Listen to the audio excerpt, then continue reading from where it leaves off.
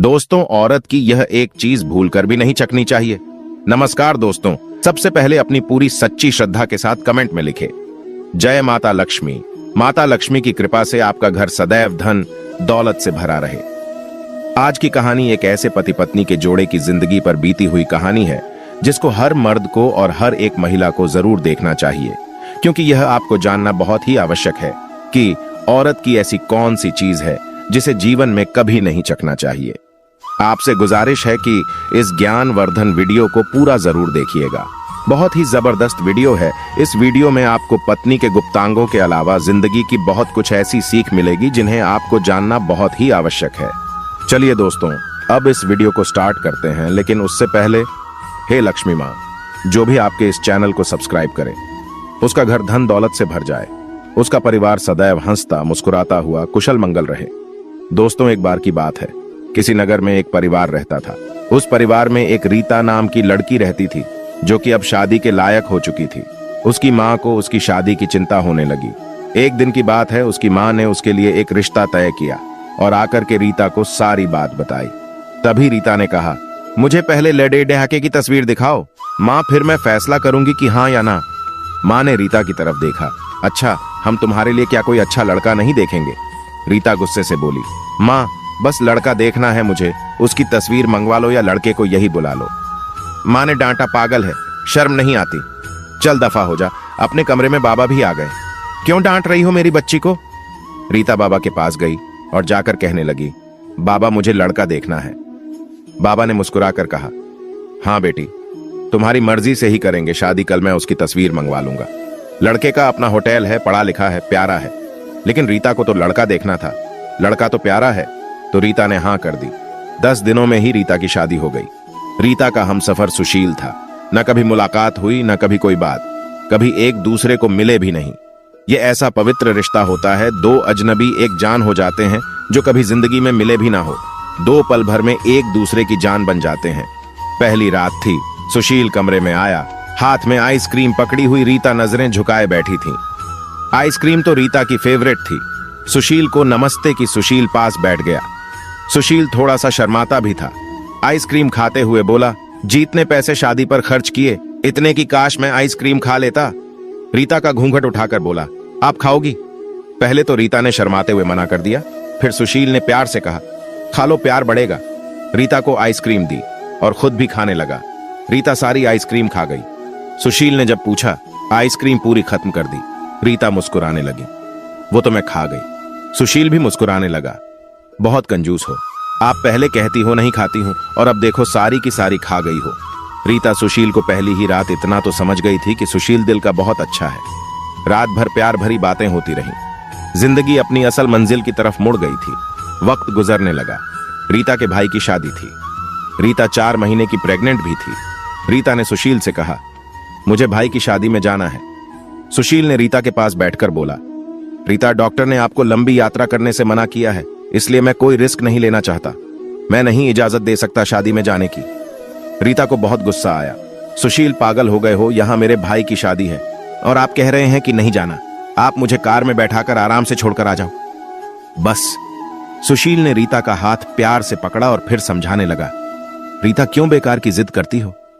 Doctor ने यात्रा करने से मना किया है तो मैं नहीं जाने दे सकता। तुम लापरवाह हो जाती हो और मैं तुमको किसी के भरोसे नहीं छोड़ सकता। इतना कहकर सुशील कमरे से बाहर चला गया। रीता रोने लगी। रीता ने अपनी माँ को फोन किया। सुशील मना कर रहा है शादी में आने के लिए। माँ ने समझाया, बेटा अगर वो कह रहा है तो मत ही आओ। लेकिन रीता की भाभी और भाई जिद करने लगे, क्यों नहीं आने दे रहा है सुशील हमारी बहन को? वो दोनों रात को आए। सुशील भी घर पर था। कहने लगे कि मेहंदी है, 3 ही दिन की बात है, हम रीता को लेने आए हैं। सुशील ने रीता की तरफ देखा। रीता, मैंने क्या कहा था तुमसे? रीता ने नजरें झुका लीं, कमरे में चली गई। सुशील को गुस्सा तो बहुत था, लेकिन सब्र कर लिया। 1000 रुपये जेब से निकाले, रीता को दिए, ये कुछ पैसे रख लो, बाकी और चाहिए तो ले लेना, मैं कल आऊंगा। रीता बहुत खुश थी।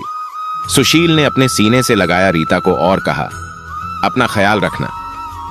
रीता फिर शादी में चली गई। मेहंदी की रात रीता की बुआ की लड़की भी आई हुई थी। डांस भी किया, काफी एंजॉय किया। बारात वाले दिन जब भाई की बारात लड़की वालों के घर पहुंची तो वहां बारिश हो रही थी। गली में काफी कीचड़ था। रीता का पैर फिसला गिर गई। गिरते ही उसके पेट में दर्द होने लगा। रीता जोर जोर से रोने लगी। जल्दी से रीता को अस्पताल ले गए। रीता दर्द से चिल्ला रही थी। सुशील को कॉल करके रीता के बारे में बताया। सुशील घबरा गया। वो जल्दी से अस्पताल पहुंचा। डॉक्टर रीता को इमरजेंसी वार्ड में ले गए थे। सुशील बहुत परेशान था। दिल की धड़कनें बेकाबू थीं। जुबान पर ईश्वर का नाम था। बाकी सब लोग शादी की खुशियों में मग्न थे, लेकिन यहां सुशील परेशान खड़ा था। कुछ देर बाद डॉक्टर कमरे से बाहर आए। उन्होंने सॉरी कहते हुए बताया, आपका बच्चा मर चुका है। सुशील बेजान सा होकर कुर्सी पर बैठ गया है। भगवान से हिम्मत मांगकर जल्दी से वार्ड में गया। रीता रो रही थी। सुशील को देखकर मुंह मोड़ लिया। सुशील पास बैठ गया, सर पर हाथ फेरने लगा। अच्छा चल चुप कर, मेरी सोनी, रोना बंद कर, बस ऊपर वाले की मर्जी थी। रीता फूट फूट कर रोने लगी। सुशील, मुझे माफ कर दें, मुझसे गलती हो गई। सुशील ने आंसुओं से भीगी हुई पलकों को देखा। अरे बस बस, रोते नहीं है, बस ऊपर वाले की मर्जी थी, चुप हो जाओ। रीता खुद को गुनहगार समझ रही थी, अपने बच्चे और सुशील का। सुशील समझने लगा। रीता का सर अपनी गोद में रख लिया। चुप हो जाओ, रो मत, अब देख मैं तेरे पास हूं। रीता को लेकर घर चला गया। शादी खत्म हुई। सब घर आ गए रीता का हाल पूछने। रीता खुद पर इल्जाम दे रही थी। मुझे रोका था सुशील ने, लेकिन मैं जिद करती रही, शादी में जाना है। अगर मैंने इनकी बात मान ली होती तो आज शायद मैं अपना बच्चा ना खोती। सुशील समझ रहा था रीता दिल ही दिल में खुद को कसूरवार ठहरा रही है। इसलिए सुशील प्यार से समझाता रहा रीता को, अरे पागल है, खुद को परेशान ना कर, ऊपर वाले की मर्जी थी। ऊपर वाले ने चाहा तो हमें फिर से औलाद जरूर देगा। रीता सुशील की आंखों में देख रही थी। सुशील, आप इतने अच्छे हैं, मुझे डांटा नहीं है, आपने कुछ कहा नहीं। सुशील ने लंबी सांस ली, मुस्कुराकर बोला, जब तुमने मेरी बात मानी ही नहीं थी तो रीता, अब कुछ कहने का क्या फायदा। रीता समझ रही थी सुशील का खामोश गुस्सा। 1 साल बाद फिर ऊपर वाले ने उनको बेटा दे दिया। सब बहुत खुश थे। सुशील बच्चे को बाहों में उठाकर झूमने लगा। रीता बेड पर लेटी सुशील की आंखों में बेटे की मोहब्बत में निकलते आंसू देख रही थी। जिंदगी में अच्छे दिन आते हैं, लेकिन अक्लमंद वही होता है जो खुद को हालात में ढाल लेता है। पर लगी हुई थी। सुशील ने देखा लैपटॉप टूटा हुआ पड़ा है। सुशील चिल्लाकर बोला, रीता ये क्या है। रीता ने कहा, ये आपके लाडले ने तोड़ा है।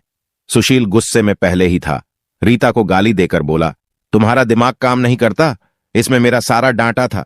तुम पागल हो क्या, जाओ खाना लेकर आओ, अब जाओ।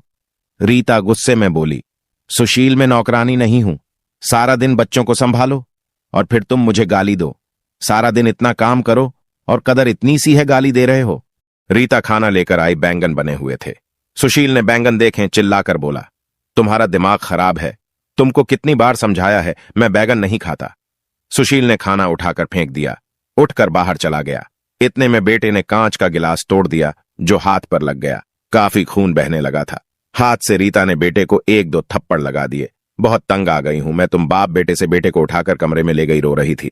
साथ ही गुस्से में बोल रही थी, 5 साल हो गए इस इंसान के साथ, पर कदर ही नहीं है। बेटे के जख्म पर मरहम लगाने लगी। इतने में बेटी भूख से रोने लगी। बेटी को गोद में उठाया। गुस्से में कहती जा रही थी, इस इंसान की ऐसी हरकतें रहीं तो गुजारा मुश्किल हो जाएगा। रात भर सुशील गायब रहा। रीता ने भी फोन करके ना पूछा। रीता ने अपनी मां को बताया, सुशील आजकल ना खर्चा दे रहा है, ना अच्छे से बात करता है, गालियां देता है। मां ने कहा, अच्छा हम करते हैं बात उससे। सुशील को महसूस हुआ उसने अच्छा नहीं किया रीता के साथ। आज घर जाकर रीता को सॉरी करूंगा। घर आया, देखा घर में रीता के मां बाप चाचा सब आकर बैठे हुए थे। सुशील ने रीता की तरफ देखा। रीता खामोश रही, नमस्ते किया। उसके बाद बात तो शुरू हो गई। मां चिल्लाकर बोली, क्यों बेटा, तुम खर्चा नहीं देते हो, रीता को क्यों गालियां देते हो। सुशील को बहुत गुस्सा आया। घर की बात है, हम दोनों सुलझा लेते। सुशील ने गुस्से से कहा, इसको सब कुछ देता हूं, ये बस तमाशा बनाना चाहती है। रीता भी गुस्सा थी। वो भी गुस्से में बोली, क्या देते हैं, जो महीने में 10,000 देते हो, जिसका दोनों बच्चों का दूध भी पूरा नहीं होता। एहसान करते हो मुझ पर, तुम्हारे बच्चों पर खर्चा करती हूं। बहस इतनी बढ़ गई कि सबके सामने सुशील ने रीता को थप्पड़ मार दिया। रीता की मां को बर्दाश्त नहीं हुआ। वह अपनी बेटी को साथ ले गई। दोनों बच्चे भी साथ ले गई। सुशील ने भी उन्हें रोका नहीं। रीता नाराज होकर चली गई। रीता को थप्पड़ ज्यादा जोर का लगा था, चेहरे पर निशाना बन गया था। मां भी रोने लगी। न जाने पहले भी कितना जुल्म करता होगा मेरी बेटी पर, कमीना इंसान। सुशील पहले से ही अपने होटल की वजह से परेशान था, काम ना होने की वजह से, और अब यह परेशानी बन गई। रीता मायके में थी, सुशील यहां था, घर में परेशान था। हालात इतने खराब हो गए, सुशील को अपना होटल बेचना पड़ा। 2 महीने गुजर गए, दोनों ने एक दूसरे से बात तक ना की। दोनों गुस्से में थे। सुशील कहता, खुद गई है, खुद वापस आए। रीता की जिद थी, मनाने आएगा तो जाऊंगी। दिन गुजरते गए, 8 महीने गुजर गए, कोई बातचीत नहीं हुई। सुशील के एक दोस्त ने सुशील से कहा, विदेश जाना है तो बताओ, मेरे पास एक ही वीजा है। हालात काफी बुरे थे। सुशील विदेश चला गया, नंबर बंद हो गया। 1 साल गुजर गया, दोनों ने कोई बात ना की एक दूसरे के साथ। रीता भाई से खर्चा लेती, बच्चों के दूध का या फिर दूसरी जरूरी सामान का। भाई कब तक दे सकते थे खर्चा, उनके भी अपने बच्चे थे। कभी रीता के बच्चे कोई नुकसान कर देते, कोई चीज तोड़ देते तो रीता की भाभी हजारों बातें करती, ताने देती थी। रीता चुपचाप सुन लेती थी।